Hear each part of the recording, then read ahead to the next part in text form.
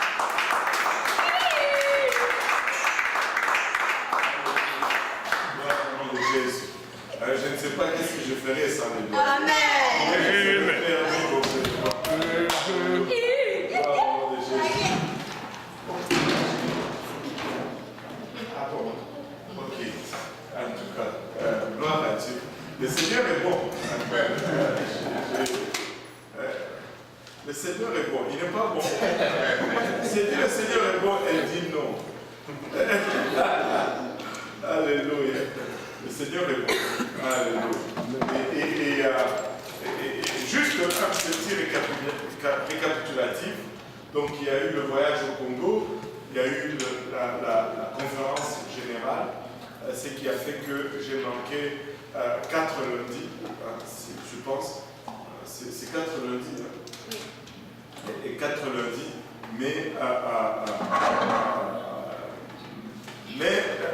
on va dire que l'Église ne s'est pas arrêtée. Amen. L'œuvre de Dieu a continué et c'est un plaisir, une très grande joie de voir cela. J'ai oublié de mentionner cela. À la conférence générale, j'ai rencontré un prédicateur, il s'appelle Simono. J'ai oublié son prénom, son nom de famille c'est Simono, c'est un Américain. Il a été missionnaire au Kenya. Il parle le Swahili couramment et ça m'a tout simplement bouleversé. Et vraiment un grand homme de Dieu. On va essayer de l'avoir à un de ces événements. Il parle vraiment le bon Swahili, pas comme nous on parle, mais il parle le Swahili du Kenya, qui est déjà mieux que le Swahili du Congo. Et tout simplement extraordinaire. Tu te rends compte, aux États-Unis, tu salues ce type, et puis il te lance à bas et j'étais comme, oh, attends un peu. Et pas d'accent, rien. C'était tout simplement extraordinaire. Et Dieu fait de grandes choses. Dieu est vraiment en train de faire de grandes choses. Je crois que nous sommes dans un moment très critique, dans un moment où nous pouvons voir beaucoup être accompli. Dieu peut faire beaucoup de choses avec nous si nous restons réveillés. Mais si nous sommes distraits, nous pouvons aussi passer à côté de très grandes choses. C'est notre responsabilité d'être réveillés parce que Dieu va faire un travail rapide. Je ne sais pas pour vous qui étiez au service francophone et qui étiez dans le service de soir, ça commence à être quand même assez fréquent que Pasteur Graham revient presque 2 fois mot pour mot dans ce qui est prêché à 13h. Mais quand vous voyez une telle chose, c'est que Dieu est tout simplement en train de confirmer ce qu'il est en train de dire à l'Église. C'est comme s'il dit en vérité, il le répète 2 fois. C'est parce qu'il est en train de dire portez attention à ce que je suis en train de dire. Et ce n'est pas le moment d'être distrait. C'est le moment d'être vraiment engagé comme nous ne l'avons jamais été auparavant. C'est le moment de faire pour Dieu comme nous ne l'avons jamais fait auparavant. C'est le moment de vivre pour Dieu et d'arrêter d'être distrait et juste de laisser Dieu faire. Tout ne sera jamais parfait autour de nous, mais ayons le regard fixé sur Jésus. Et nous allons voir que tout va concourir au bien de ceux qui aiment Dieu et qui sont appelés selon son dessein. Si ma mémoire est bonne, nous étions sortis d'Égypte avec le peuple d'Israël. Nous avions avancé jusqu'à la porte de la terre promise. Et là, Israël a refusé d'entrer. Dieu n'était pas content de leur attitude, l'attitude de doute, l'attitude d'hésitation. Dieu n'aime pas cela. Ils ont hésité, ils ont eu peur, alors que Dieu les avait fait sortir d'Égypte pour le faire rentrer dans la terre promise. Mais face à leur hésitation et à leur doute, à leur manque de foi, Dieu les a renvoyés dans le désert où ils devaient errer pendant 40 ans. Ils ont erré pendant 40 ans où toute la population qui avait 20 ans et plus et qui était capable de prendre les armes ont péri dans le désert. C'était juste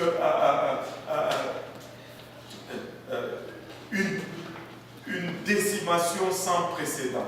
Ils sont tombés comme des mouches dans le désert et jusqu'à ce que 40 ans après, ils se retrouvent encore, que tout le monde dise encore, ils se retrouvent encore à la porte de la terre promise. Et la leçon à tirer de cette aventure, c'était il ne faut pas avoir, n'ayez pas un rapport négatif. Dieu ne travaille pas dans le négatif. Dieu travaille dans le positif. Anticipez le positif. N'anticipez pas le négatif. Regardez ce que Dieu est en train de faire. Ne regardez pas à ce que Satan est en train de faire. Satan fait, mais Dieu est aussi en train de faire en même temps. Là où vous posez votre regard va déterminer c'est quoi votre attitude, c'est quoi le résultat que vous allez avoir. Satan est à l'œuvre, mais Dieu est aussi à l'œuvre. Choisissons de regarder ce que Dieu est en train de faire. Et là, ils étaient à l'entrée de la terre promise encore. Et nous allons voir vraiment quelle était vraiment la tragédie de l'histoire. Les voici à la porte de la terre promise. Josué qui conduisait le peuple maintenant a tiré la leçon de l'histoire. Il dit, bon, maintenant, moi, je ne veux plus envoyer 12 espions. Moïse en avait envoyé 12, mais moi je vais en envoyer seulement 2. Juste pour essayer de limiter les dégâts. J'en enverrai seulement 2. Et là, nous nous retrouvons dans le livre de Josué. Josué, on va lire le premier chapitre. Il y a une très grande leçon à tirer de là. Josué, le tout premier chapitre, si on commence à lire à partir du premier verset jusqu'au 9e verset. Après la mort de Moïse, serviteur de l'Éternel, l'Éternel dit à Josué, fils de Nun, assistant de Moïse, Moïse, mon serviteur, est mort. Maintenant, lève-toi, traverse le Jourdain que voici, toi et tout ce peuple en direction du pays que je donne aux Israélites. Tout lieu que foulera la plante de ton pied. Pause un peu. Fais une pause. Regarde. Il dit après la mort de Moïse, serviteur de l'Éternel. Ce n'était pas un moment de joie. Le plus grand dirigeant qu'ils ont connu vient de mourir. Celui qui les a sortis de l'Égypte vient de mourir. Celui qu'ils ont vu performer des grandes choses de la part de Dieu vient de mourir. Tu sais, notre attitude allait être « Oh, pauvre nous, qu'est-ce qui va nous arriver maintenant? Moïse est mort. » Mais Dieu dit « Moïse est mort, ben, c'est le moment d'avancer. » Amen. Moïse est mort, ce n'est pas le moment de pleurer sur vous-même. Josué, lève-toi et fais entrer ce peuple dans la terre promise, dans leur promesse. Ce n'était pas un moment de joie, ce n'était pas un moment de réjouissance, c'était un moment de deuil, le plus grand deuil qu'Israël pouvait peut-être connaître à l'époque. Mais Dieu dit à Josué, lève-toi et va te saisir de promesses. Écoutez, c'est l'attitude que nous devons développer. C'est l'attitude que nous devons développer. Pasteur est mort. Et qui va prêcher demain? Alléluia. Amen. Amen. Amen. L'église doit continuer. Amen. Amen. Amen. C'est ça, l'église doit continuer. Prêche la parole. Il faut avoir le service, il faut venir louer Dieu, baptiser les gens, parce qu'on veut aller au ciel. Amen. Josué, Moïse est mort, lève-toi, va faire le service. Alléluia. Continue. Tout lieu que foulera la plante de ton pied, je te le donne comme je l'ai dit à Moïse. Vos frontières s'étendront depuis le désert et le Liban que voici, jusqu'au grand fleuve, le fleuve de l'Euphrate, tout le pays des Hittites et jusqu'à la grande mer, au soleil couchant. Nul ne tiendra devant toi tant que tu vivras. Je suis avec toi comme je l'ai été avec Moïse. Je ne te délaisserai point et je ne t'abandonnerai point. Fortifie-toi et prends courage, car c'est grâce à toi que ce peuple héritera du pays que j'ai juré à leur père de leur donner. Il dit, rentrez dans les promesses que je vous ai faites. Et une petite leçon avant d'aller plus loin. Canaan, c'était la terre promise, oui ou non? Oui, Dieu avait promis au peuple d'Israël qu'il va leur donner cette promesse, oui ou non? Oui. Mais malgré cela, il leur dit, lèvez-vous maintenant, allez faire la guerre pour posséder votre possession. Si Dieu a promis, cela ne veut pas dire que je n'ai besoin de rien faire pour l'avoir. Tu sais, souvent on doit se battre pour avoir les promesses de Dieu. Parce que ce n'est pas parce que Dieu l'a promis que je vais juste m'asseoir et que ça va tomber sur moi tout seul. Non. Dieu m'a promis que je vais être riche, mais je vais travailler pour gagner cette richesse. Parce que tu peux travailler et rester pauvre. J'en ai vu beaucoup. Oui. Il faut travailler pour se saisir des promesses de Dieu. Une promesse de Dieu n'est pas synonyme de l'inactivité ou de l'inaction de ma part. Tout lieu que foulera votre pied, je vous le donne. Écoutez, s'ils n'ont pas marché, ils n'allaient pas avoir grand territoire. Alors, si Dieu me donne cette promesse, écoute, je vais marcher partout dans Montréal. Je mets mon pied ici, je mets mon pied ici. C'est à moi, c'est à moi, c'est à moi. Toutes les belles maisons, c'est à moi. Je veux, certains d'entre vous, surtout les filles, vont commencer à piétiner même les vêtements. Ils vont chez Salbert, ils mettent le pied dessus. C'est ça, la robe de temps.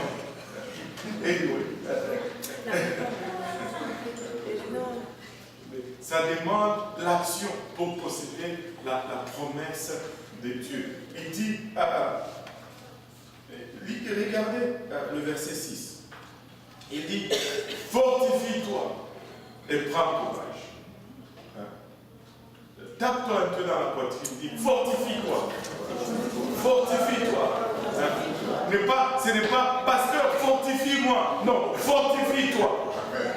Et prends courage. Alléluia.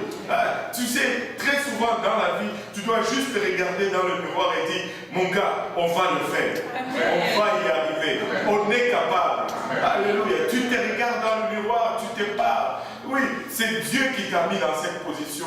Il a confiance en toi. Donc tu peux aussi avoir confiance en toi-même. Fortifie-toi et prends courage. Des fois, tu vas chercher quelqu'un pour te fortifier, tu ne vas trouver personne. Chacun a ses problèmes, chacun est down, chacun cherche. Et je vous dis, des fois, relève-toi tout simplement. Personne ne t'encourage. Relève-toi tout simplement. Dépoussière-toi et puis continue. Alléluia. Fortifie-toi et prends courage. Fortifie-toi et prends courage. Relève-toi et marche encore. Vous savez, je me rappelle dans l'ancien temps, vous savez, il n'y avait pas JPN à l'époque, quand on était arrivé ici à Montréal. Ça fait très longtemps. J'ai resté un moment chez ma tante, et puis après, bon, comme tout homme, je devais trouver ma propre place. Alléluia, amen, gloire à Dieu. Et tous les hommes disent amen. Amen. À un moment donné, je devais trouver ma propre place. J'ai trouvé un 2,5, je commençais à rester là tout seul. Tu sais, je me rappellerai toujours de ces jours. Il faisait, je ne sais pas, moins 37 ou moins 40, quelque chose comme ça. Ça fait comme 3-4 jours. Et il faisait froid. Samedi, vendredi est venu, je suis rentré. J'ai dormi, je me suis réveillé. Samedi, il faisait moins 37. Pas le courage de mettre les mains dehors. Je regarde mon petit téléphone. Il n'a pas sonné toute la journée. J'étais seul dans la maison. Tu dors, tu te fatigues même de dormir. Tu te réveilles, tu es encore seul. Tu sais, tu dors le vendredi soir, tu te réveilles samedi matin. Il est 7 heures. Bon, tu flânes un peu, finalement, vers 9 heures, tu te décides d'aller manger. Tu vas dans la cuisine, tu es tout seul, tu manges, tu retournes, tu dors encore. Et là, tu te réveilles, tu ne sais plus quelle heure il est, ni qui tu es, ni où tu es. Ça, c'est vrai. Tu dis, mais je suis où? Je suis qui? C'est ça. J'essaie de trouver où se trouve la porte. Je ne sais pas si c'est à moi seulement. Alléluia. Et tu sens une une espèce d'angoisse terrible. C'est vrai. Là, tu réalises qui tu es finalement. tu te rappelles où tu es, et là tu te rappelles de ta solitude. C'est vrai. Tu regardes le téléphone, rien. Ok. Dimanche vient, tu craques. Tu commences à pleurer tout seul. Un grand garçon tout seul dans sa chambre, il commence à pleurer. Personne pour t'encourager. Personne même pour t'appeler. Tu n'as pas le courage même de sortir, faire un tour. Il fait moins 39.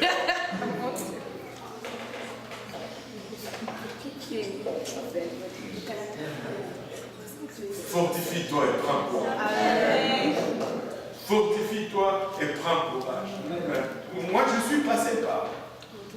Fortifie-toi et prends courage. Tu sais, il y a ces moments où tu dois juste t'encourager toi-même. Amen. Alléluia. N'attends pas quelqu'un pour t'encourager. Peut-être que l'autre aussi attend que tu l'encourages. Si vous vous attendez, vous allez vous attendre longtemps. Fortifie-toi et prends courage. Alléluia. Continue. Seulement fortifie-toi. Aie bon courage. Encore. En observant et en mettant en pratique toute la loi que t'a prescrite Moïse, mon serviteur. Ne t'en détourne ni à droite, ni à gauche. En mettant en pratique toute la loi que Moïse, ton serviteur, t'a prescrite, et ne t'en détourne ni à gauche, ni à droite. Hein? Continue. Et puis voyez ce qui va suivre. Afin de réussir. Afin de réussir. Dans tout ce que tu entreprends. Dans tout ce que tu entreprendras. Écoute, si tu veux réussir, marche selon la parole de Dieu. Amen. Si tu veux réussir, fonctionne selon ce que le livre prescrit. C'est alors que tu vas réussir. Si tu marches sans te détourner ni à gauche ni à droite, tu vas réussir. Mais dans tout ce que tu entreprends, j'ai une ancienne Bible, le jour où j'ai lisé ça et que Dieu m'a révélé ceci, j'ai encerclé les tu entreprendre. Je l'ai encerclé. Vous pouvez voir dans mon ancienne Bible, les tu, je l'ai encerclé. Je dois entreprendre. Amen. Je dois entreprendre. Mais je dois marcher selon ce que la parole de Dieu me prescrit si je veux réussir. On continue. Ce livre de la loi ne s'éloignera point de ta bouche. Tu la méditeras jour et nuit pour observer et mettre en pratique tout ce qui est écrit, car c'est alors que tu mèneras à bien tes entreprises, c'est alors que tu réussiras. C'est alors que tu auras du succès. Regarde, si vous voulez réussir, c'est tout simplement la vie. Juste mettez en pratique le conseil du livre et vous allez voir, vous allez réussir. Des fois, les conseils du livre semblent complètement contradictoires avec ce que le monde conseille. Vous savez, le monde nous dit, pour avoir, il faut retenir. Mais la parole de Dieu nous dit, pour avoir, il faut laisser aller. Le monde nous dit, pour être élevé, il faut monter. Mais la parole de Dieu nous dit, pour être élevé, il faut descendre. Nous allons toujours être en contradiction avec le monde. Mais si nous suivons les conseils de la parole de Dieu, nous allons réussir. Nous allons avoir du succès. Nous allons prospérer.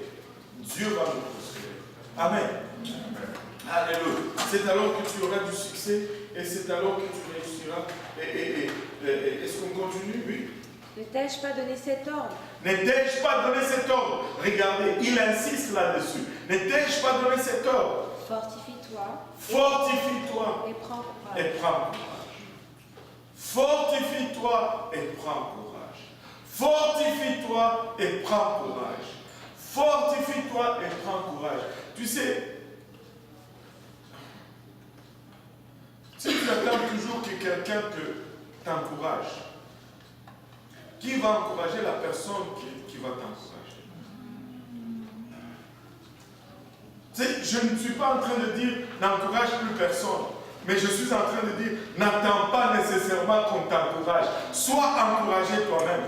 Parle-toi à toi-même. Laisse la parole de Dieu te parler et tu seras encouragé. Fortifie-toi et prends courage.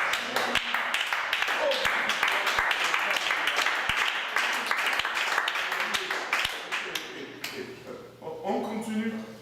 Ne t'effraie pas, ne t'épouvante pas, car l'Éternel, ton Dieu, est avec toi partout où tu iras. Josué donna cet ordre aux officiers du peuple. Ben, c'est bon. Et ne t'effraie pas, n'aie pas peur. N'aie pas peur de rien. Cela ne veut pas dire sois impoli, non. Sois respectueux, mais n'aie pas peur. Et tu peux ne pas avoir peur et rester très poli. Amen. N'aie pas peur. La peur, ce n'est pas de Dieu. L'amour parfait bannit la crainte. N'aie pas peur. Que ce soit d'appliquer pour un travail, ne sois pas intimidé. Amen. Le pire qu'on puisse te dire, c'est juste non. Tu sais, n'aie pas peur de demander. Le pire qu'on puisse te dire, c'est non. Et le mieux qu'on puisse te dire, c'est oui. Amen. Mais si tu ne demandes pas, tu ne risques pas qu'on te dise oui. Moi, je demande toujours. Je vais vous donner un exemple. Je travaillais avec un frère. Il y a longtemps, on s'est dit, on se travaillait pour la conférence francophone. On s'est dit, pour rehausser un peu la conférence francophone, il faut qu'on demande au Bishop Bernard de venir prêcher à notre conférence. Admettez quand même que c'est ambitionné quand même. Hein? C'est ambitionné. Mais, ok, on va le faire. Là, on a commencé à chercher les occasions. Puis, paf, il y avait la conférence Winterfire. Et Bishop Bernard devait prêcher là-bas. C'est l'occasion? Oui, c'est l'occasion. On est allé à Winterfire. Là, la soirée est venue. Bishop Bernard prêchait. On était là, assis. Alléluia. Et puis, le message est fini. Bon, c'était maintenant le moment de vérité. J'étais là avec mon compagnon. Et là, Bishop Bernard est sorti de la plateforme. Et comme Dieu fait les choses, il marchait vraiment dans le allée proche de là où on était. Là, il venait. Je regarde mon compagnon, j'ai dit, c'est le moment, let's go. Et puis mon compagnon me regarde, il sourit, il me dit, vas-y.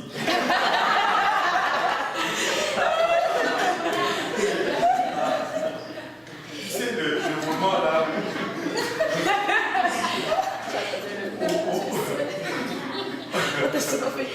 où ton Africain sort et tu chips là comme ça. Là, écoute, si je choque aussi, tous nos plans sont à l'autre. Écoutez, je veux vous dire, je vais être honnête avec vous. Mes entrailles serrées, mes jambes étaient devenues moues. Mais il fallait que je prouve quand même à ce choqueur que moi je n'avais pas choqué. Là, je suis allé. Bishop Bernard, je suis Karouzi, Dieudonné, je suis de Saint-Laurent, je travaille avec Pasteur Graham. Et je me suis dit, si tu pouvais venir, blablabla. Il dit, pas de problème. Appelle seulement mon bureau. Si on peut avoir une date assez éloignée, ça me ferait plaisir de venir. What? C'est tout? Oui, c'est tout. Je suis rentré de là. Il a dit oui.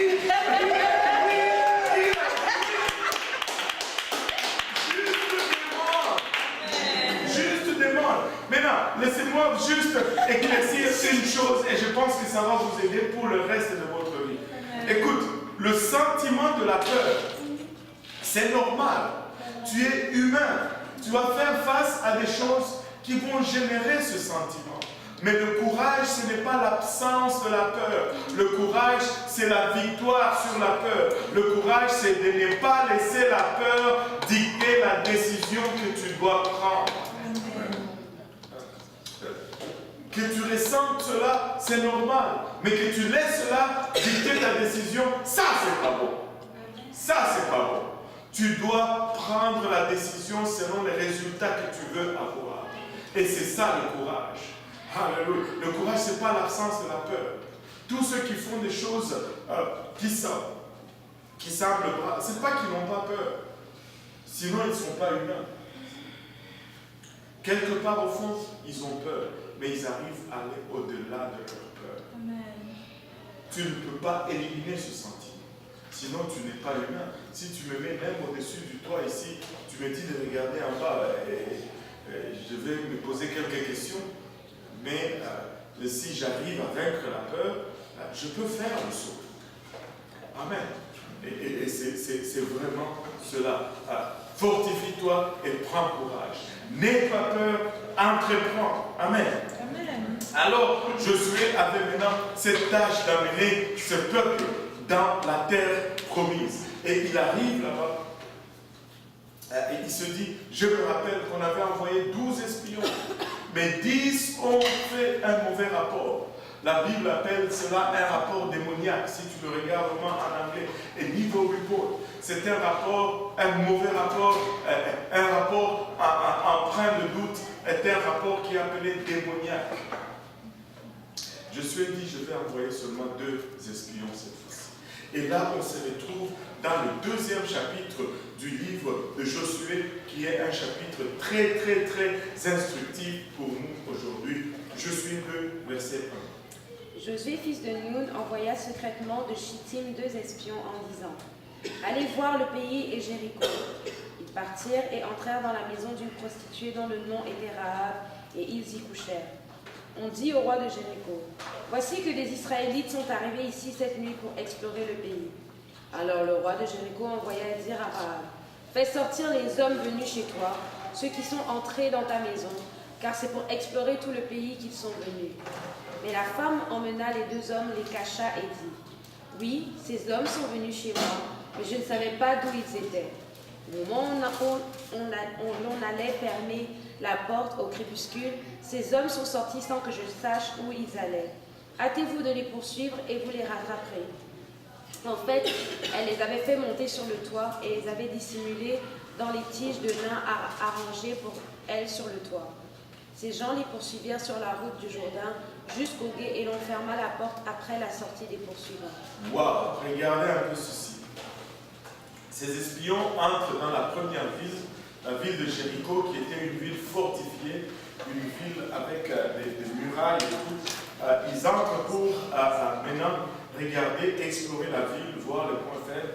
Et ils vont chez la prostituée qui s'appelait Rahab. Et là, chez Rahab,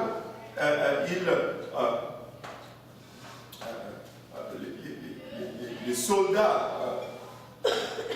ou les gens de la ville vont avertir le roi de Jéricho disant que il y a des Israélites espions qui sont venus dans la ville. Ils sont chez Rahab, la prostituée. Et là, le roi envoie les soldats chez Rahab.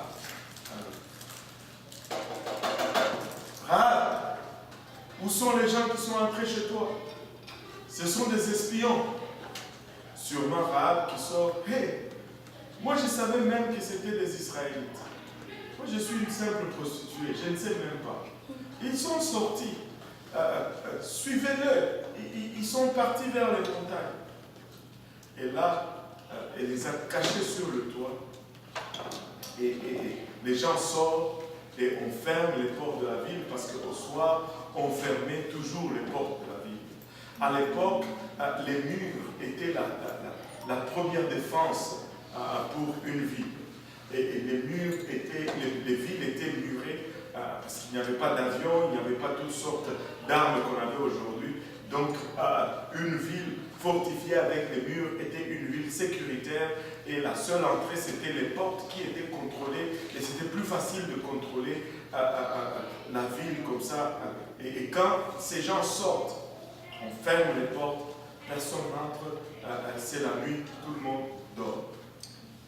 Et pendant que les gens courent dans une direction que Rahab les a indiquées, qui était fausse, bon, les gens vont toujours dire, mais attends, pasteur, Rahab a menti. Elle a menti. Comment ça? Est-ce que Dieu peut être avec elle? Elle a menti.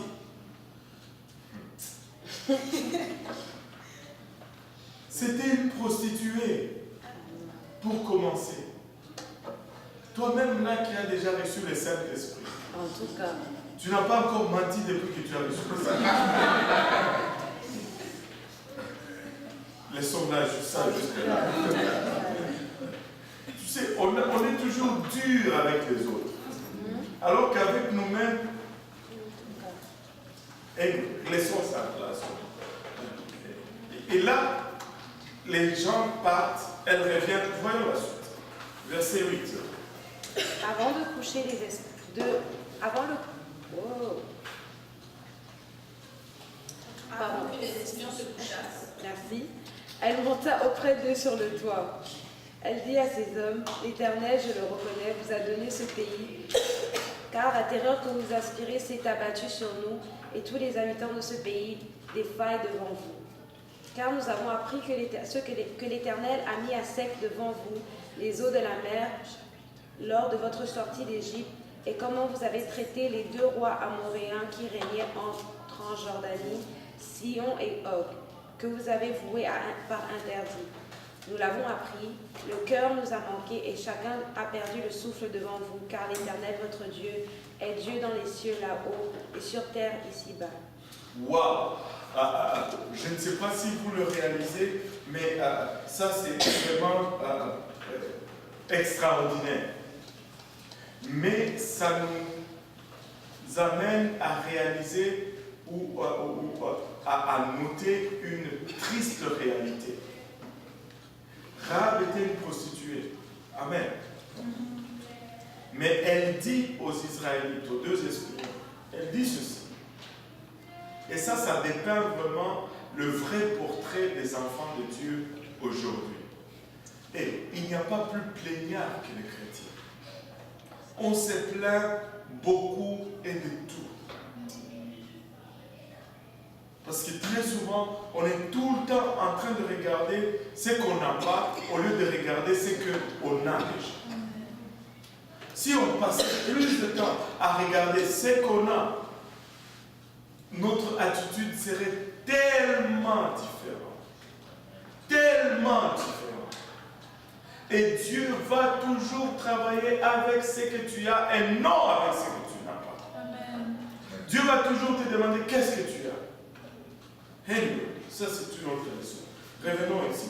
Avant que les espions se couchassent, Rahab monta vers eux sur le toit et leur dit, l'Éternel, je le sais, vous a donné ce pays. La terreur que vous inspirez nous a saisis et tous les habitants du pays tremblent devant vous. Tous les habitants tremblent devant Israël. Mais ces habitants tremblent depuis quand? Depuis quand? Peut-être qu'ils ont commencé à trembler seulement maintenant. Regardez la suite. Car nous avons appris comment à votre sortie d'Égypte, quand à votre sortie d'Égypte, l'Éternel a mis à sec devant vous les eaux de la mer Rouge, et comment vous avez traité les deux rois des Amoréens au-delà du Jourdain, Sihon et Og, que vous avez dévoués par interdit. Nous l'avons appris et nous avons perdu courage.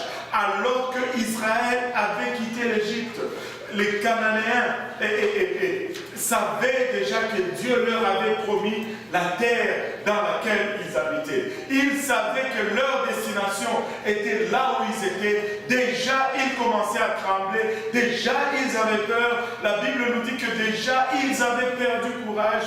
Leur cœur avait défailli. En d'autres termes, Israël est venu 40 ans en avant. et a battu en retraite devant un ennemi qui était déjà prêt à abandonner.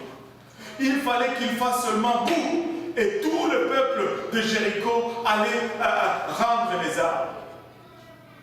Mais ils ont dit, ce sont des géants. Nous sommes à leurs yeux et à nos propres yeux comme des sauterelles. Ils ont erré 40 ans dans le désert à cause d'un ennemi qui était déjà prêt à lever le drapeau.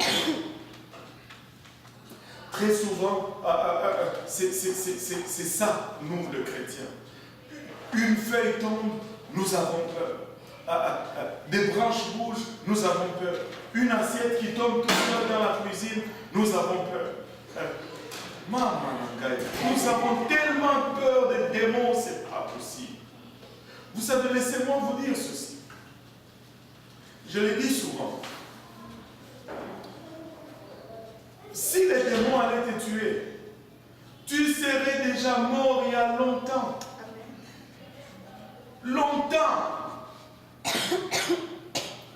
Savez-vous pourquoi quand un démon se manifeste, il ne le fait jamais avec une petite voix? Il peut se manifester en disant « Hé, toi, moi je m'appelle Père. » Il peut faire comme ça. Mais pourquoi est-ce qu'il fait toujours « Je m'appelle » C'est parce qu'il veut intimider. Il veut mettre de la peur en toi. Il veut s'aimer la crainte en toi. Parce que s'il ne sème pas la crainte en toi, s'il ne sème pas le doute en toi, il n'a pas d'autorité sur toi. Peu importe les grimaces et les tortures qu'il peut faire sur le visage de la personne qu'il possède, tu peux juste le regarder et lui dire au nom de Jésus. Si tu devais mourir, tu allais mourir il y a longtemps. Tu allais mourir alors que tu étais dans le péché. Alors comme ça, il allait t'amener avec lui en enfer. Mais maintenant que tu sers Dieu, s'il te tue, tu vas au ciel, anyway. À moins que tu ne sois pas prêt. Tu sais, il y a des séjours où tu dis, je ne sais pas pour vous, mais pour moi, il y a des séjours où tu dis, bah, Seigneur, si je peux partir même aujourd'hui. Alléluia. Des fois, les factures s'alignent devant toi, les problèmes, tu dis, Seigneur, enlève-moi d'ici. La paix, oh. Je veux partir là où il n'y a pas de facture, là où il n'y a pas de cellulaire. Aïe, aïe, aïe, aïe. Honnêtement, ou bien nous croyons ce que nous prêchons, ou bien nous ne le croyons pas. Honnêtement, un enfant de Dieu ne doit pas avoir peur de la mort. Parce que la mort est un gain. On ne veut pas que tu sois suicidaire, ok? Je ne suis pas en train de dire, ok? Non, c'est pas ce que je dis. Allô? Hein? Mais écoute, si je pars, je pars. Anyway, alléluia, amen, gloire à Dieu. Il y a de ces choses que tu commences à regarder, les toilettes.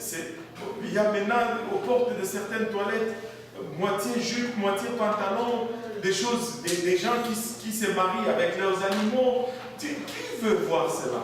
L'éducation sexuelle à la maternelle. Tu commences même à avoir peur d'avoir des enfants de nos jours. C'est vrai.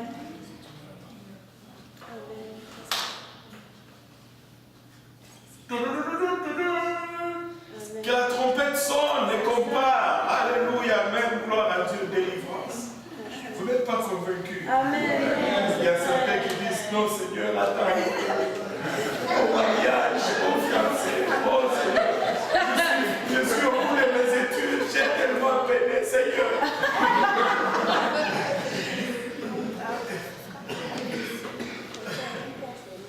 Aide-nous, Seigneur. Aide-nous.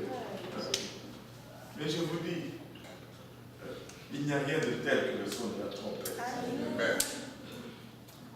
Le son de la trompette est un son très doux. Et dit, ah, pasteur, attends un peu.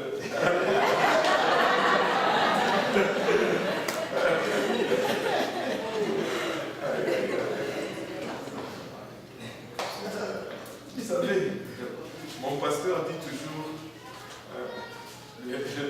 le mariage c'est comme un moustiquaire. Tu vois, les moustiquaires qui sont à la fenêtre. Tu sais, il y a les mouches qui sont dedans, qui veulent sortir, qui ne peuvent pas.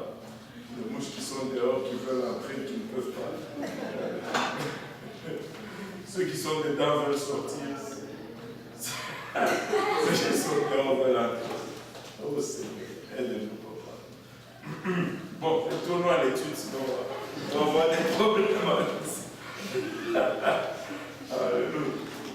Sur le mariage, je suis ce que je suis. Oui, ce que je suis, ok, vas-y. Je suis chapitre 2, verset 10, quand il dit, quand nous avons appris comment, à votre sortie d'Égypte, quand il regarde comment il les a sortis d'Égypte. Ouais. Je voulais savoir, cette connaissance-là, comment ça parvient là-bas, c'est le peuple d'Israël qui les ont. Non, parce qu'il y a des commerces qui se faisaient. Tu sais, un tel événement ne pouvait pas passer inaperçu. C'est pourquoi tu peux retourner. C'est ça la beauté même de la Bible. Parce que tu peux trouver les traces de cela dans l'histoire de l'humanité. J'avais recommandé Red Sea Crossing. Je ne sais pas s'il y en a qui l'ont regardé. Vous pouvez regarder et voir cela. Ce n'est pas juste la Bible qui le dit. Quand tu regardes dans l'histoire des peuples de l'époque de la région, tu retrouves cela imprégné dans leur histoire. Donc il y avait des commerces qui se faisaient, il y avait des gens qui circulaient et ils ont porté cette nouvelle. Et regarde, les estimés, le plus bas, c'est presque 2 millions de gens. 2 millions de gens qui quittent un pays. Ça passe aux nouvelles. Bon, je ne sais pas s'ils avaient des nouvelles, mais bon, ils avaient une sorte de média. Ça se sait. Et la mer qui se divise et que ces gens passent, ça se sait. Et non seulement ça se divise, les gens passent, mais l'armée de Pharaon qui se trouve décimée, et même le roi d'Égypte qui meurt dans cela, ça se sait. Amen. Ça se sait. Et tu le retrouves même imprégné dans l'histoire de l'humanité.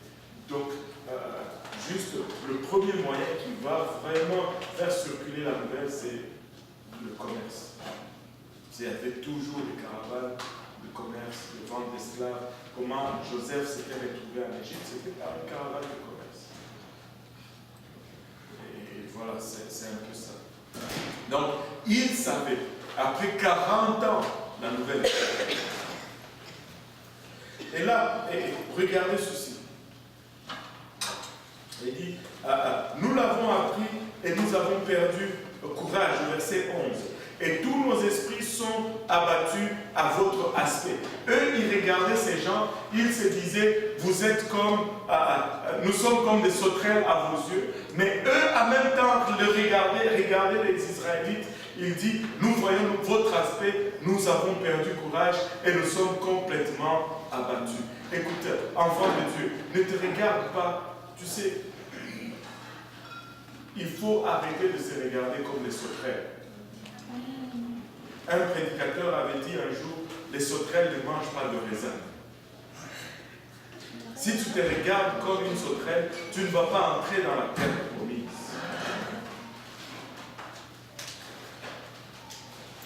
Tu ne vas pas entrer dans la terre promise. Tu n'es pas une sauterelle. Regarde ton voisin, dis-lui, tu n'es pas une sauterelle. Alléluia. Il dit, car c'est l'Éternel, votre Dieu, qui est Dieu en haut dans les cieux et en bas sur la terre. Une païenne est en train de reconnaître l'autorité de Dieu alors que ses propres enfants ont ignoré de le reconnaître. Que cela ne nous arrive pas, frères et sœurs.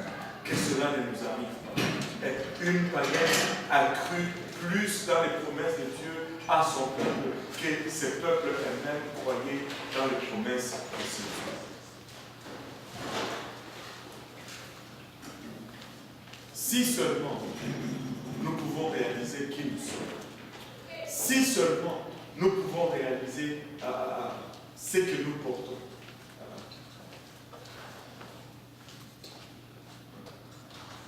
Prends courage, fortifie-toi, entreprends, ne te regarde pas comme une sauterelle. Dieu a payé un grand prix pour toi. Ne t'enfle pas d'orgueil, mais ne sois pas dépourvu de courage. Ne sois pas dépourvu de courage. Il faut se tenir droit. Alléluia. Maintenant, une païenne reconnaît les promesses de Dieu à Israël, alors que Israël lui-même rejette les promesses de Dieu pour elle. On continue. Verset 12. Et maintenant, je vous prie, jugez-moi par l'Éternel qui vous... Jurez-moi. Jurez-moi par l'Éternel que vous aurez par la maison de mon Père la même bonté que j'ai eue pour vous. Donnez-moi l'assurance que vous laisserez vivre mon Père, ma mère, mes soeurs et tous ceux qui leur appartiennent, et que vous ne sauverez de la mort. Cette prostituée, elle a risqué sa vie pour sauver la vie de ses espions. Mais elle savait ce qu'elle était en train de faire. Elle a cru dans les promesses de Dieu en Israël. Et parce qu'elle a cru dans les promesses de Dieu en Israël, elle a risqué sa vie à cause de la foi dans ces promesses. Tu sais, quand tu crois, tu vas mettre en jeu quelque chose pour ce que tu crois. Et c'est seulement de nos jours que nous avons une croyance qui n'engage rien. Crois seulement et puis c'est fini. Quelqu'un qui croit, il va toujours faire. Une croyance qui ne pousse pas à l'action est une croyance morte.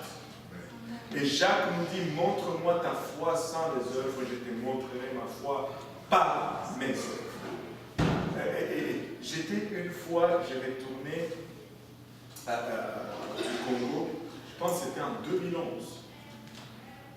J'étais fatigué, j'étais là pour 22 jours et j'avais prêché 17 jours de prédication.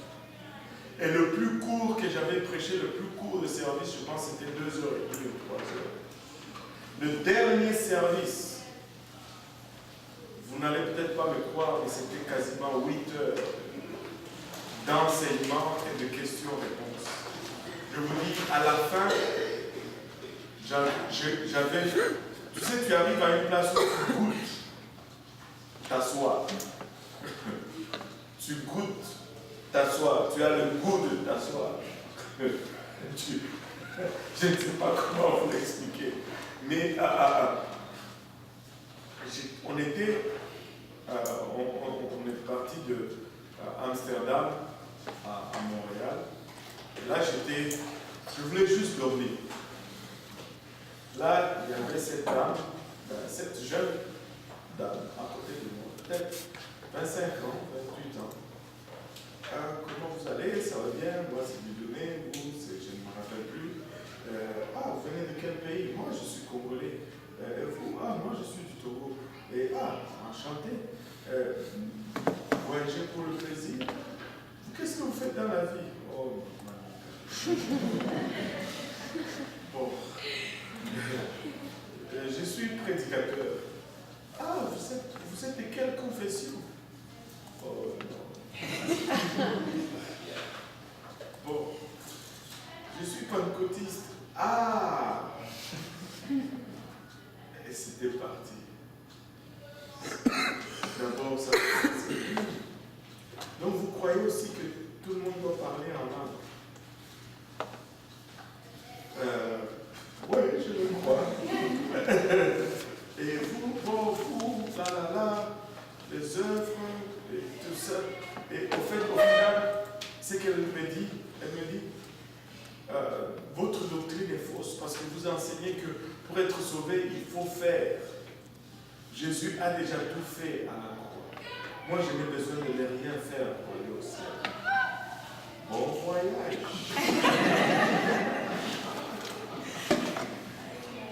Tu n'as pas besoin de rien faire pour aller au ciel. Donc tu n'as même pas besoin d'aller à l'église.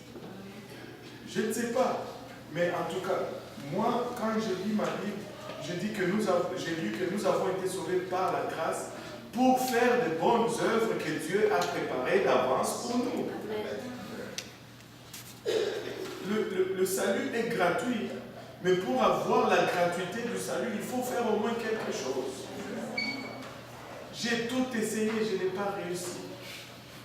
Et je me suis endormi. Vous savez, j'ai toujours donné cet exemple. Je veux vous la donner encore. Soyez patients avec moi. Je peux dire, vous avez été fidèle à l'étude biblique du lundi.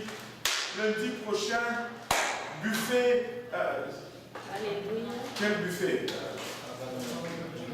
Lequel buffet vous aimez là? Bâton, c'est pas buffet ça.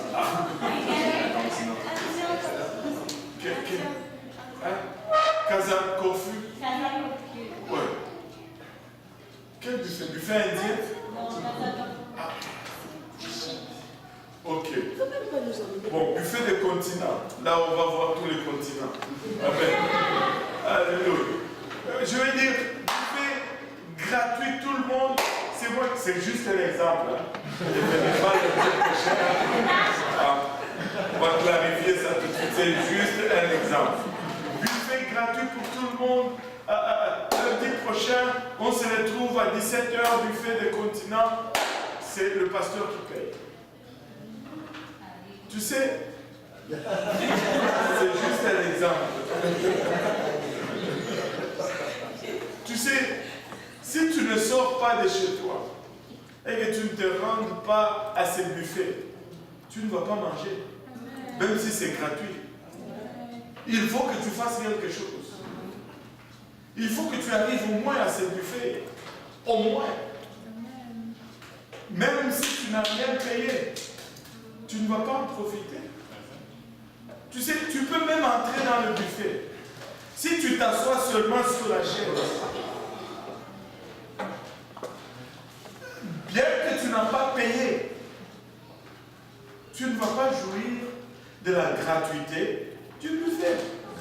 Il faut que tu t'élèves quand même de ta chaise, que tu prennes une assiette, que tu ailles te servir. Qu'est-ce que tu fais? Je suis en train de faire quelque chose. Je suis en train de profiter de la gratuité. Je n'ai rien payé, mais je dois bouger ma fourchette. Je n'ai rien payé, mais je dois quand même planter ma fourchette dans cette cuisse de poulet et l'amener à ma bouche. Sinon, je ne peux pas goûter à la gratuité de ce buffet. C'est gratuit, mais je dois faire quelque chose pour jouir de la gratuité de ce buffet. Je n'ai pas payé le prix du buffet, mais il faut que je me rende au buffet. Tu n'as pas payé le prix du salut, mais il faut que tu obéisses à l'évangile. Sinon, tu ne vas pas jouir de ce que Jésus a prié. Il faut que tu te répandes de tes péchés. Il faut que tu sois baptisé au nom de Jésus-Christ pour le pardon de tes péchés. Il faut que tu pries et que tu demandes le Saint-Esprit et que le Seigneur te le donne. Et tu marches dans la vie de sainteté. Qu'est-ce que tu fais? Oh, je suis en train de jouir du salut que Jésus a payé. Mais il faut que je fasse quelque chose. Je ne vais rien faire pour ajouter au prix payé à la croix. Personne ne va rien faire pour ajouter au prix payé à la croix. Mais si tu veux jouir de cela, il faut que tu fasses quelque chose. Sinon, toute la terre serait sauvée.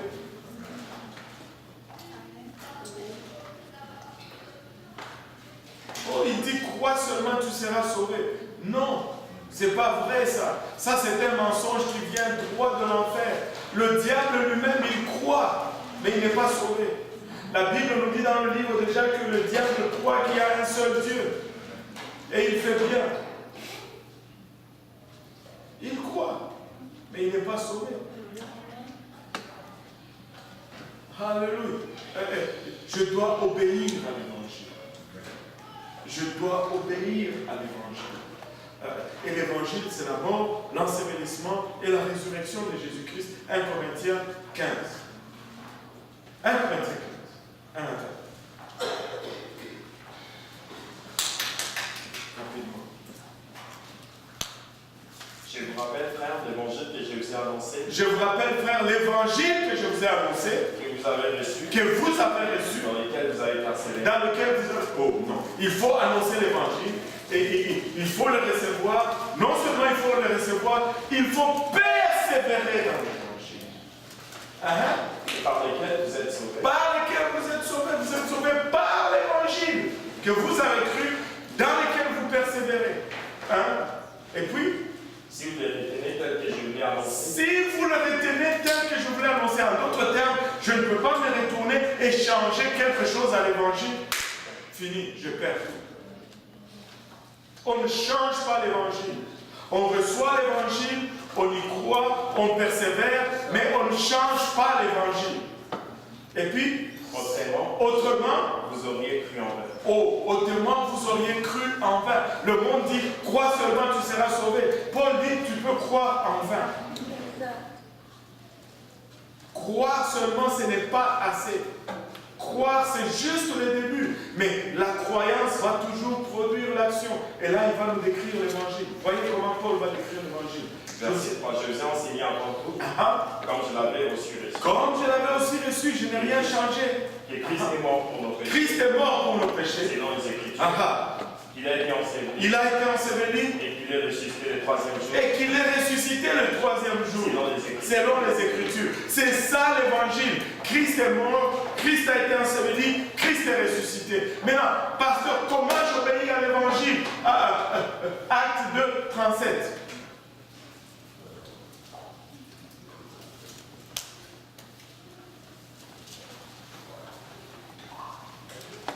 Après avoir entendu ce discours, ils eurent le cœur vivement touché. Ils eurent le cœur vivement touché.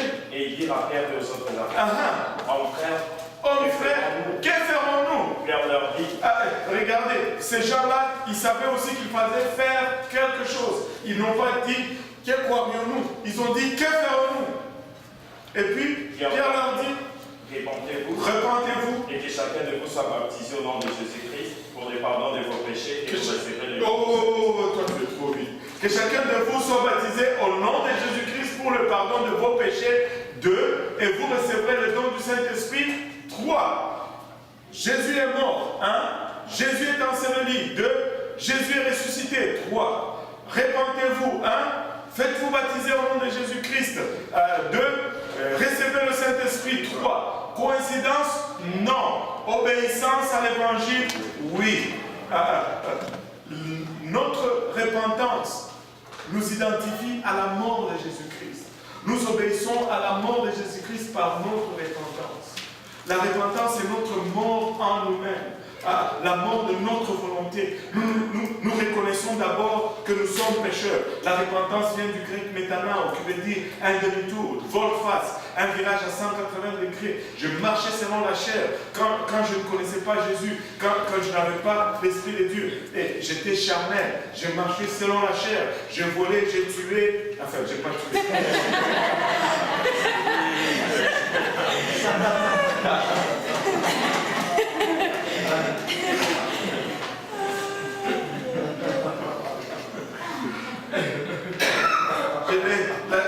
Les seules choses que j'ai tuées, ce sont des poules. Je n'ai pas tué rien d'autre. Alléluia. Je volais, je trichais, je mentais, je faisais toutes ces choses que les pécheurs font. Mais quand tu te fais un demi-tour, tu arrêtes de faire ces choses. Tu ne voles plus, tu mens plus, tu triches plus. Si tu tuais, tu ne tues plus. Alléluia. Tu fais un demi-tour, tu changes de direction, tu ne marches plus dans la même voie. Tu dis, j'ai déjà eu un cas comme ça, pasteur, je fumais des joints depuis l'âge de 10 ans, je ne serais pas capable d'arrêter. Laisse-moi te dire, de par toi-même, tu ne seras pas capable d'arrêter. Mais si tu es sincère dans ta décision et que tu demandes à Dieu de t'aider, il va t'aider et tu vas arrêter. J'ai vu des gens être délivrés instantanément de la cigarette. Je connais un frère qui fumait et quand il est venu à Dieu, il n'arrêtait pas. C'était difficile pour lui. Un jour, il est entré, comme on dirait que les pasteurs sont toujours victimes de ce qu'ils enseignent. Il rentre dans le bureau du pasteur comme une bombe. Il dit, pasteur, là, j'en peux plus. Je dois fumer une cigarette. Prie pour moi que Dieu me délivre. S'il ne me délivre pas, je fume. Pauvre pasteur, il voulait se gagner du temps.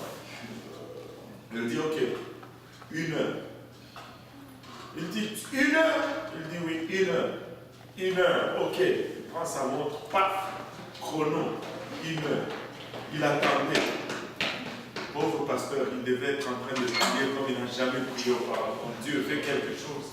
Dieu fait quelque chose. Il a attendu 30 minutes, 40 minutes, 50 minutes, 55 minutes.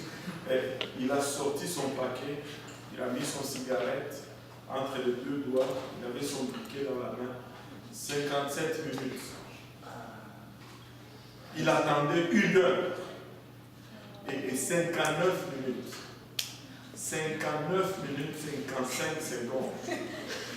Il avait, je vous dis, il avait ses yeux sur son horloge, comme ça, sur sa montre. Et il dit à exactement 60 minutes, pouf, c'est comme si quelque chose l'avait quitté. C'est comme si un souffle le quitte. Et il était comme, oh, je n'ai plus envie de fumer.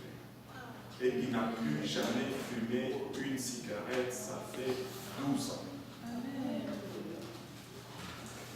Dieu fait ces choses. Oui, de toi-même, tu peux ne pas peut-être y arriver. Mais si tu es sincère avec Dieu, Dieu va le faire. Dieu va le faire.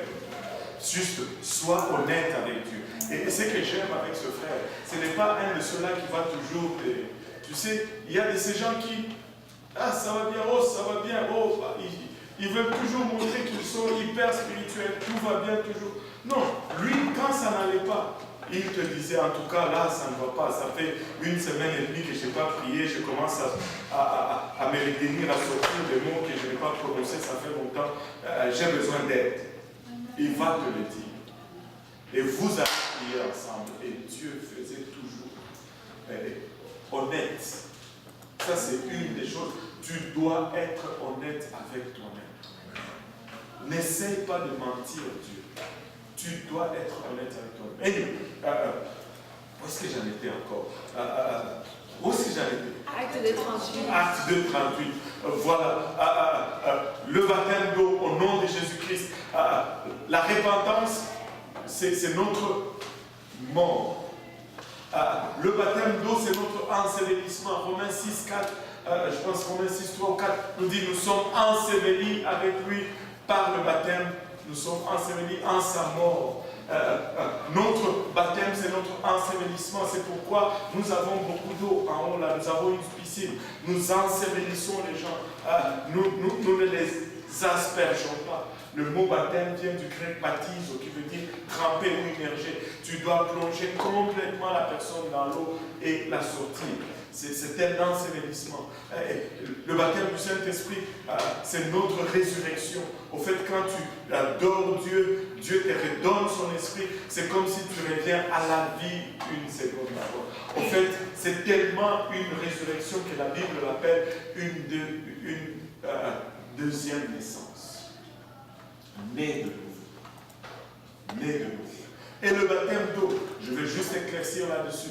Le baptême d'eau doit être fait au nom de Jésus-Christ. Et le baptême d'eau n'est pas un symbole extérieur pour montrer ma conversion intérieure. Non. Le baptême d'eau, c'est pour le pardon des péchés. Acte 2, 38. Répentez-vous et que chacun de vous soit baptisé au nom de Jésus-Christ. Pourquoi? Pour le pardon de vos péchés. Et le nom de Jésus-Christ doit être invoqué dans le baptême. Pourquoi? Parce que Acte 10, 43 nous dit que c'est le nom qui enlève le péché. Acte 10, 43. Tous les prophètes rendent de lui le témoignage que quiconque croit en lui, reçoit par son nom. Reçoit comment? Reçoit comment?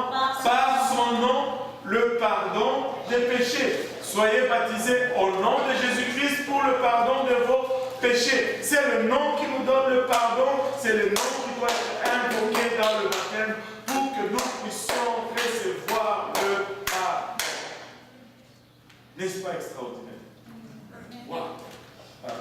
Voilà, donc l'évangile, la mort, l'ensevelissement et la résurrection de Jésus-Christ, l'évangile me sauve par ma repentance, mon baptême d'eau et mon baptême du Saint-Esprit. Amen. Et c'est ça, c'est que le plan de Dieu demande. Et quand tu obéis à l'évangile, tu es en marche vers le ciel. Tu commences cette course dont on a parlé hier. Alléluia. Alléluia. Et voilà. Maintenant, regardez ceci.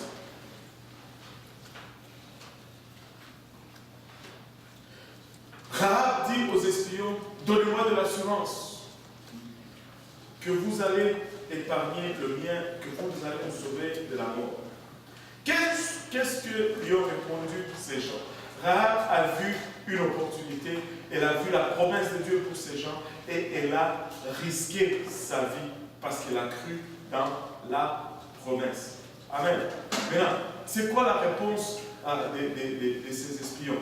Allons-y. Verset 14. Verset 14. Ces hommes lui répondirent, nous sommes prêts à mourir pour vous. nous sommes prêts à mourir pour vous. Si vous ne divulguez pas ce qui nous concerne, et quand l'Éternel nous donnera le pays, nous agirons avec toi, avec bonté et fidélité.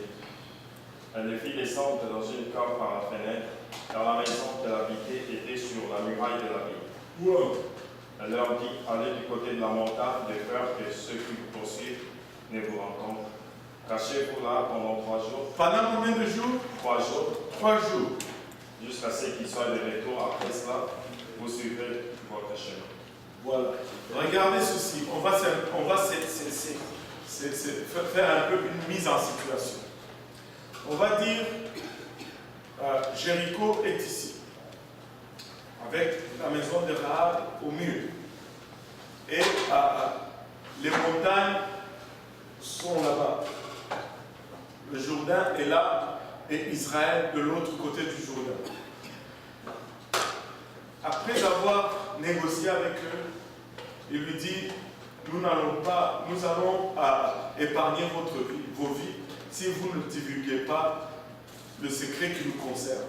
Elle dit, ok, comme les gens que j'ai envoyés vous chercher, ils sont allés vers le Jourdain. N'y allez pas tout de suite. Allez plutôt vous cacher dans la montagne. Parce que si vous allez là-bas, vous allez vous croiser en chemin. Elle était quand même smart, cette prostituée. Allez vous cacher là. Pendant 3 jours, cachez-vous dans la montagne. 3 jours, restez là-bas. Et puis 3 jours après, eux, ils seront déjà de retour. Comme ça, vous allez les descendre, vous allez partir. Ok? Ok. Ok? Ok. Tout le monde est ok? Bon. On continue. Ces hommes lui dirent, voici de quelle manière nous serons quittes du serment que tu as fait faire. À notre entrée dans le pays, attache ces cordes de fil de cramoisi à la fenêtre par laquelle... Attends, j'ai un autre détail. Ils disent quoi? Quand à notre entrée du pays, attache ces cordons de fil de cramoisi à la fenêtre. Alléluia. Continue. Par laquelle tu nous as fait descendre et recueillir auprès de toi dans la maison de ton père, ta mère, tes frères et toute ta famille, la famille de ton père. Si quelqu'un d'eux sort de la porte de la maison pour aller dehors, son sang retombera sur ta tête et nous en serons innocents. Mais si on ne met pas la main sur l'un quelconque de ceux qui seront avec toi dans ta maison, son sang retombera sur notre tête. Regardez maintenant, on va voir la réponse de Rahab et puis on va décortiquer tout cela et puis on va finir pour aujourd'hui. Amen. Verset 21. Oui. Elle répondit, qu'il en soit selon vos paroles. Qu'il en soit selon vos paroles. Elle prit ainsi congé d'eux. Elle prit ainsi congé d'eux. Et elle s'en allèrent. Ils s'en allèrent. Et elle attacha les cordons de cramoisi à la fenêtre. Et elle attacha le cordon de cramoisi à la fenêtre. Elle n'a pas attendu 3 jours. Elle n'a pas attendu à leur entrée dans la ville. Elle a attaché le cordon de cramoisi tout de suite. Et imaginez-vous un peu ceci. Sauvez-nous, épargnez ma maison. Il n'y a pas de problème. Si tu gardes le secret, nous n'allons pas toucher à un seul membre de ta famille. Voici comment on va faire. Appelle déjà là. Appelle tes frères, tes soeurs, ta mère, ton père et toute la famille de ton père. Waouh. Déjà là, est-ce qu'ils avaient des partis pris? Pourquoi ils n'ont pas demandé la famille de sa mère? Non, c'est parce que là-dedans, il y a une typologie très puissante. Tout ce qui était, au fait, la maison de Rahab, cette prostituée, est devenue, au fait, le type de l'Église. C'était une image de l'Église à venir. Premièrement, l'Église est issue des nations. Et Rahab n'était pas une Israélite, était une païenne. Et deuxièmement, ils lui disent, tes frères et sœurs, ta mère, ton père et la famille de ton père, non la famille de ta mère. Pourquoi? Ça nous amène à cette conclusion. Tous ceux qui étaient dans la maison de Rahab avaient tous le même nom de famille. Ses frères avaient le même nom de famille qu'elle, ses sœurs avaient le même nom de famille qu'elle, sa mère avait le même nom de famille qu'elle par mariage. Il n'était pas au Québec. Alléluia. Et finalement, ils disent la famille de ton père, même nom de famille. Qu'est-ce que tu veux dire par là, prédicateur? Ce que je veux dire par là, c'est que tous ceux qui vont être dans l'église, ils vont avoir le même nom de famille. Tu peux regarder à travers toute l'histoire, tous ceux que Dieu a sauvés d'un lieu avaient toujours le même nom de famille. Première destruction, le déluge, l'arche de Noé. Combien de personnes sont entrées dans l'arche? Combien de personnes? 8 personnes. Noé, papa Noé. Sa femme, Madame Noé. Ses 3 garçons, Noé junior, Noé moyen et Noé petit. Bon. C'était tous des Noé. Ouais. Ils avaient tous le même nom de famille. Et leurs femmes avaient aussi le même nom de famille par mariage. Ils étaient tous de Noé dans l'arche. Il n'y avait pas une seule personne avec un autre nom de famille. Deuxième destruction, Sodome et Gomorrhe. Dieu brûle les 2 villes. Qui sort? Combien de personnes sortent? 4 sont sorties. Ok, il y en a une qui est restée en chemin. Et là aussi, c'est tout un autre enseignement. C'est une chose que de quitter l'Égypte. C'est une chose que de quitter Sodome et Gomorrhe. Mais il ne faut pas rester au milieu. Il ne faut pas mourir dans le désert. Ceux qui enseignent qu'une fois sauvé, sauvé pour toujours, c'est un mensonge. C'est un mensonge. Non seulement il faut être sauvé, mais il faut persévérer pour parvenir au salut à la fin. Ils sont sortis 4. Maintenant, Lot, papa Lot, sa femme, Madame Lot, ces 2 filles qui n'étaient pas mariées, qui avaient gardé leur nom de famille, c'était toutes des Lot qui sont sorties. Maintenant, regardez, la Bible pousse cela tellement loin pour que nous puissions le voir. La Bible nous dit, allez voir vous-même dans le livre de Genèse, que Lot était sorti pour parler à ses filles qui étaient mariées et à ses gens. Mais ils n'ont pas cru et ils ne sont pas sortis. Elles avaient un autre nom de famille. En d'autres termes, quand l'Église va sortir de la terre avant que la terre ne soit détruite.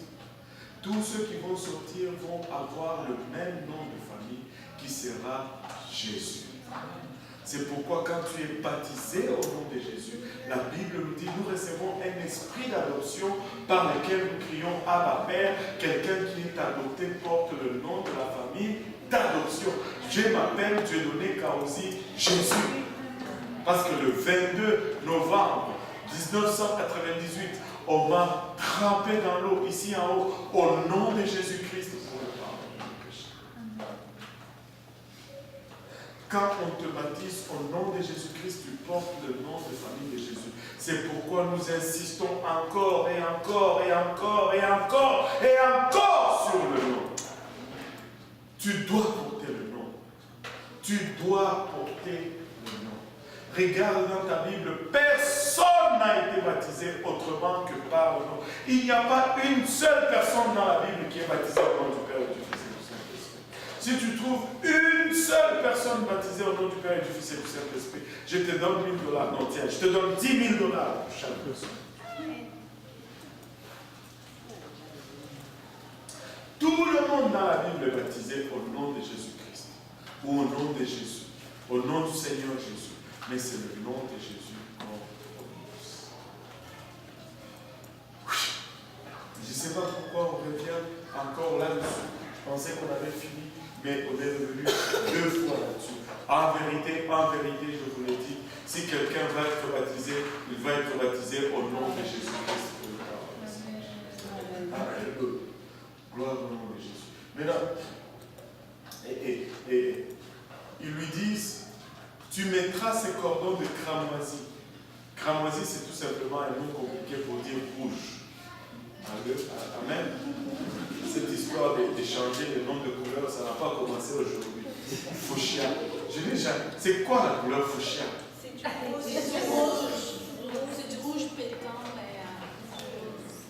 Il y a qui le disent rouge, il y a qui le disent rose.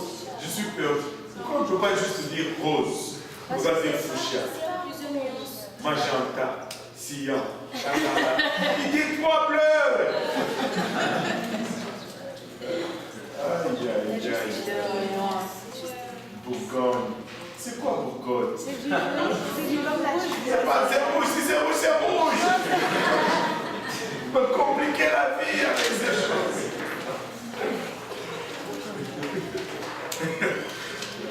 Cramoisi, c'est rouge. Bourgogne, c'est rouge.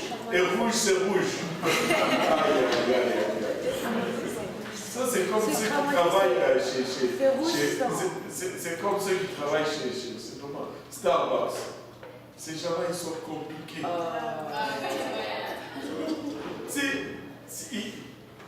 Tu veux juste un café.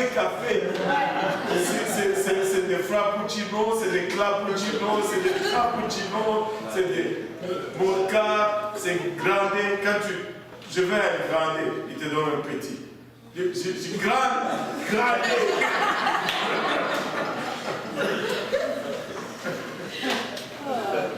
Compliquer la vie pour rien. Anyway, retournons à notre leçon, le temps passe. Mais non, le cramoisi c'est rouge. Alléluia. Et voilà. Et il dit, tu mettras ce fil lors de notre entrée. Elle leur avait dit 3 jours dans la montagne. Mais quand ils sont partis, elle a mis le fil tout de suite. Et il y a tout un enseignement. Elle n'a pas attendu 3 jours qu'ils rentrent pour retourner dans leur camp. Elle n'a pas attendu, je ne sais pas bon, que le camp d'entendre les pas des soldats qui marchent vers Jéricho. Tout de suite, elle a mis le fil. La Bible nous dit aujourd'hui c'est le jour du salut. Maintenant c'est l'heure acceptable. Si tu entends sa voix, n'endurcis pas ton cœur. Si tu n'es pas baptisé au nom de Jésus-Christ, n'endurcis pas ton cœur. Nous avons l'eau, nous avons des vêtements de l'échange, des essuie-mains, des séchoirs. Si tu peux être baptisé aujourd'hui au nom de Jésus-Christ pour le pardon de tes péchés. Maintenant, regardez ceci. Elle a mis tout de suite. Et moi, ça maintenant c'est moi, c'est la Bible selon Dieu donné. Amen. Je commence à réfléchir. Qu'est-ce qui l'a poussé à mettre le fil tout de suite? C'est très souvent, je peux être à côté et je vais quand même aller au ciel. Vous pouvez croire à ce que je vais dire, vous allez quand même aller au ciel. Ou ne pas croire, et on va tous aller au ciel. Hein? Ce n'est pas une question de salut. Moi, je me dis toujours ceci. Quand nous pensons seulement à notre propre salut, des fois, nous allons commettre certaines erreurs. Nous n'allons pas vraiment vivre la plénitude de ce que Dieu désire. Moi, je me dis, je me mets à la place de Rahab. Je vais avertir ma famille. Ils viennent dans la maison, mais jusque-là, il n'y a pas de salut. Je vais mettre ce fil-là tout de suite. Qui sait? Je meurs un jour après. Personne ne sait plus qu'est-ce qu'il faut faire pour être sauvé. Vous savez, des fois tu hésites, tu luttes. Oh, je vais me faire baptiser. Oh, je vais obéir à l'évangile. Oh. Mais en faisant cela, tu ne sais pas, peut-être que tu es en train d'handicaper le salut de quelqu'un d'autre. Toi, tu pourras peut-être t'en sortir, mais quelqu'un d'autre qui voit ta nonchalance peut peut-être même perdre le peu de foi qu'il a. Ce n'est pas tout simplement nous. Nous devons vivre pleinement cette parole, parce qu'il n'est pas seulement question de nous. Il y a peut-être quelqu'un d'autre qui n'est pas aussi fort que nous, qui nous regarde. Et notre assurance peut-être les aide. Et notre nonchalance peut peut-être les perdre. Si tu sais ce que tu dois faire, fais-le maintenant. Parce que tu ne sais pas ce que ta nonchalance peut produire dans la vie de quelqu'un d'autre. Nous sommes tous des créatures d'influence. Nous sommes influencés et nous influençons toujours quelqu'un. Alors, faisons-le. Vivons pleinement pour Dieu.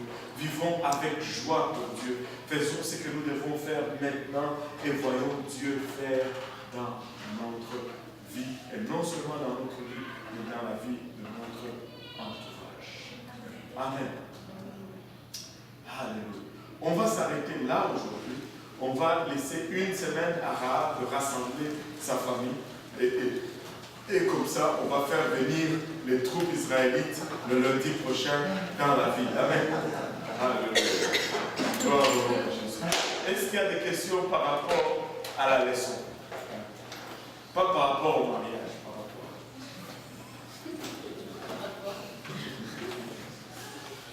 Un seul rose. Pas par rapport au mariage.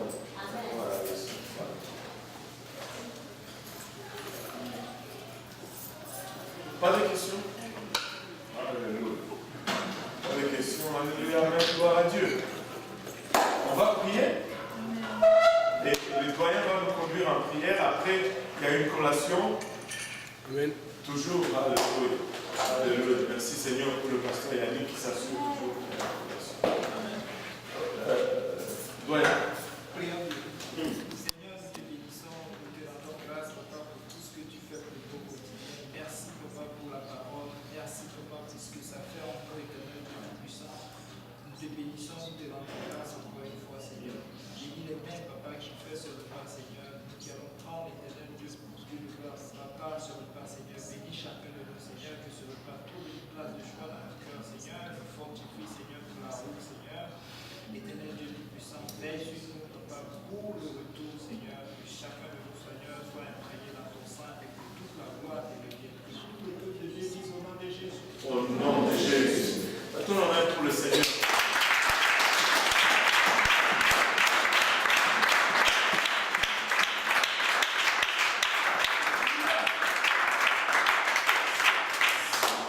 Si on peut servir nos visiteurs en premier, et après on pourra servir sans très servir. Amen.